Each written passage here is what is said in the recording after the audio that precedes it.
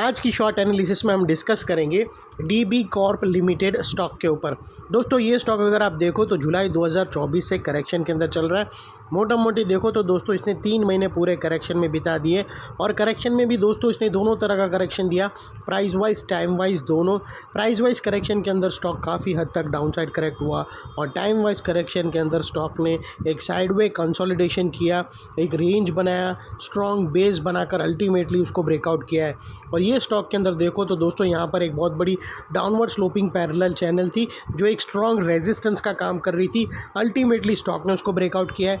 यहाँ पर correction complete के कंफर्मेशन मिले हैं, पॉजिटिव हिडन डाइवर्शन है और एक बहुत बड़ी रिवर्सल चार्ट पैटर्न ब्रेकआउट हुई है, जिसके तहत ये स्टॉक करंट लेवल से अपसाइड में 14% रनअप के लिए रेडी है। लेकिन दोस्तों इसमें कोई भी हमारी बाय सेल होल्ड रिकमेंडेशन नहीं है, ये प्योरली एजुकेशन पर्पज़ से मैं अपना पॉइंट ऑफ व्यू आप लोगों के सामने शेयर कर रहा हूँ। कोई भी पोजीशन लेने से पहले अपने एडवाइज़र को ज़रूर कंसल्ट कर लेना। फ्रेंड्स आप लोग देख सकते हो कि ये वो टॉप था जहाँ से करेक्शन स्टार्ट हुआ था और यहाँ से कुछ इस तरह से downward sloping parallel channel stock के अंदर बनी। और जब तक स्टॉक ये डाउनवर्ड स्लोपिंग पैरेलल चैनल में था, स्टॉक ने प्राइस वाइज करेक्शन देता गया और यहाँ पर back to back lower lows hit हुए। दोस्तों अगर आप देखो तो फर्स्ट लोअर लोज यहाँ पर हिट हुआ, सेकेंड लोअर लोज यहाँ हिट हुआ और थर्ड लोअर लोज यहाँ हिट हुआ। और जैसे ही दोस्तों ये downward sloping parallel channel upside में ब्रेकआउट हुई, इसने मल्टीपल हायर हाइज को एक साथ ब्रेक करके उसके above well high volume sustain closing देकर कंफर्म कर दिया करेक्शन कंप्लीटेड। यहाँ पर दो बड़ी चीज़ एक साथ हमें मिली दोस्तों।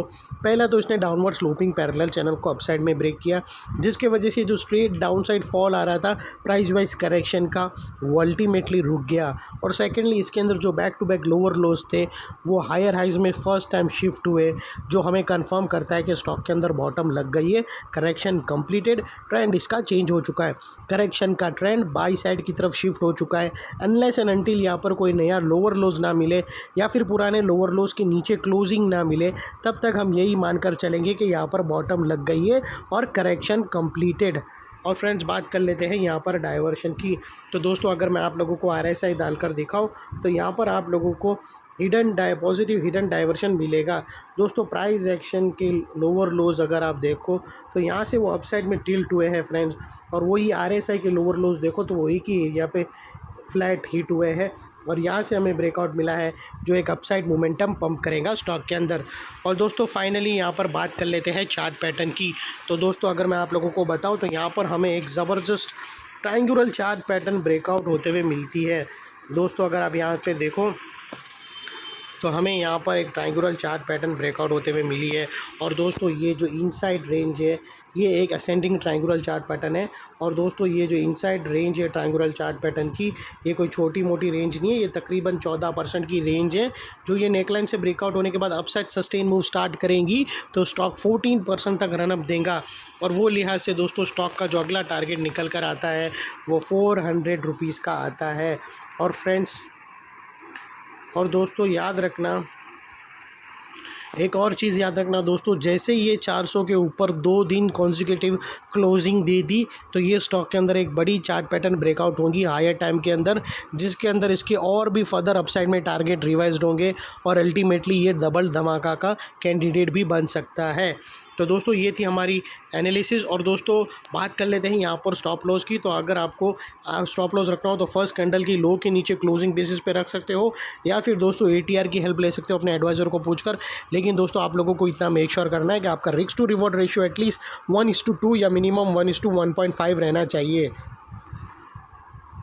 और सेकेंडली दोस्तों नेकलाइन के पास का ये एरिया बहुत ही इंपॉर्टेंट एरिया बनकर खड़ा है, क्योंकि अगर आप देखो तो मल्टीपल पॉजिटिव फैक्टर्स यहाँ पर एक्शन में आते हुए मिले।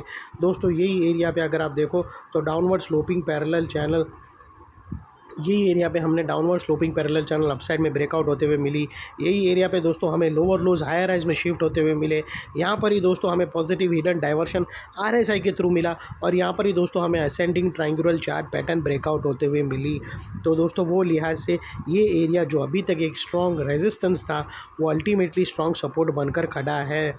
और इन केस दोस्तों अगर स्टॉक टारगेट से पहले कहाँ पर भी बीच में सेलिंग प्रेशर फेस किया और वो वापस नीचे आना स्टार्ट किया और वो नेकलाइन को रीटेस्ट करने आएगा, तो दोस्तों रीटेस्ट के टाइम पे नेकलाइन का यही एरिया दोस्तों एक स्ट्रॉन्ग सपोर्ट का काम करेगा और स्टॉक को इधर अपसाइड में पुश करेगा या साइडवे कंसोलिडेशन में।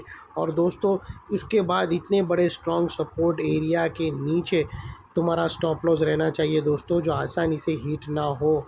और बाय एनी चांस अगर क्लोजिंग बेसिस पे तुम्हारा स्टॉप लॉस हिट हो जाता है तो दोस्तों नो इफ़ नो बट सीधा स्टॉप लॉस देकर ट्रेड को वाइंड अप कर देना चाहिए। ये थी हमारी शॉर्ट एंड स्वीट एनालिसिस।